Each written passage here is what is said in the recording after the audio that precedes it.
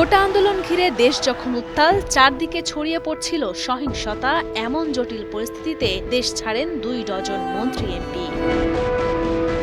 দায়িত্বশীল সূত্র থেকে জানা গেছে, গত 15 জুলাই মধ্যরাতে পরিবারের 5 সদস্যকে নিয়ে দেশ ছাড়েন সাবেক অর্থমন্ত্রী আ.হ.ম মুস্তফা কামাল। এর একদিন পর 16 জুলাই লন্ডন যান মিরপুরের এমপি ইলিয়াস মোল্লা। পরে তিনি 26 জুলাই দেশে ফিরে আসেন বাংলাদেশ বিমানের একটি ফ্লাইটে। একই দিন পরিবারের 11 সদস্য নিয়ে দুবাই যান কুমিল্লা 11 আসনের এমপি ও সাবেক রেলমন্ত্রী মুজিবুল হক। ইমিগ্রেশন সূত্রে জানা গেছে, 16 জুলাই পরিবারের 4 সদস্য নিয়ে মালয়েশিয়ায় যান প্রাথমিক ও গণশিক্ষা মন্ত্রণালয়ের প্রতিমন্ত্রী অধ্যাপক রুমানা আলী। এদিন ময়মনসিংহ 8 আসনের এমপি মাহমুদ হাসান সুমন পরিবারের 4 সদস্য নিয়ে যান সিঙ্গাপুরে এবং কুমিল্লা 8 আসনের এমপি আবু জাফর মোহাম্মদ শফিউদ্দিন যান চীনে। এখানেই শেষ নয়, 17 জুলাই রাত 1:11 হংকং এয়ারলাইন্সের একটি ফ্লাইটে অস্ট্রেলিয়ার সিডনিতে পরিবারের কাছে যান চট্টগ্রামের 1 আসনের এমপি মাহবুবুর রহমান। ঢাকা 5 আসনের আওয়ামী লীগের এমপি মশিউর রহমান মোল্লা সজল ছিলেন ভারত সফরে। 27 জুলাই দুবাই গেছেন ভোলা 4 আসনের এমপি আবদুল্লাহ আল ইসলাম জ্যাকব।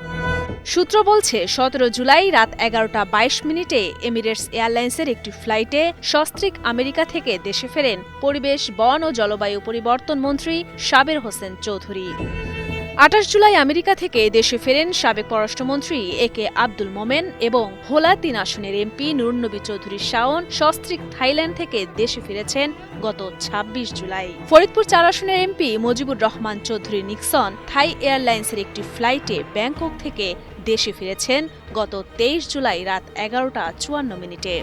25 জুলাই সন্ধ্যা 7:52 এমিরেটস এয়ারলাইন্সের একটি ফ্লাইটে লন্ডন থেকে দেশে ফেরেন ময়মনসিংহ 3 আসনের এমপি নীলুফার আঞ্জুম। 28 জুলাই টরন্টো থেকে ঢাকায় ফেরেন চট্টগ্রাম 10 আসনের এমপি মহিউদ্দিন বাচ্চু। 27 জুলাই স্ত্রীসহ পরিবারের 3 সদস্য নিয়ে হংকং থেকে দেশে ফেরেন ব্রাহ্মণবাড়িয়া 5 আসনের এমপি ফয়জুর রহমান।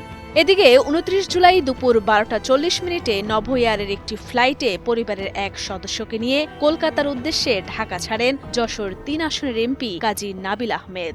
নারী সংরক্ষিত আসনের এমপি পারভিন জামান ব্যাংকক গেছেন গত 26 জুলাই।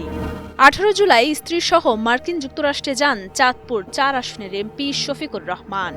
পরিবারের 3 সদস্যকে নিয়ে 28 জুলাই সিঙ্গাপুর গেছেন কুমিল্লা 3 আসনের এমপি জাহাঙ্গীর আলম। 18 জুলাই পরিবার নিয়ে সিঙ্গাপুর গেছেন সাবেক স্বাস্থ্যমন্ত্রী আ.ফ.ম রুহুল হক এমপি।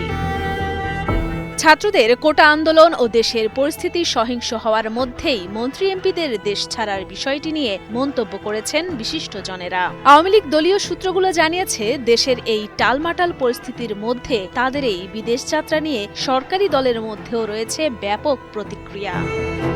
এমনকি আওয়ামী লীগের সভায় এদের নাম নিয়েও তুমুল হইচই হয় বলেও জানা গেছে।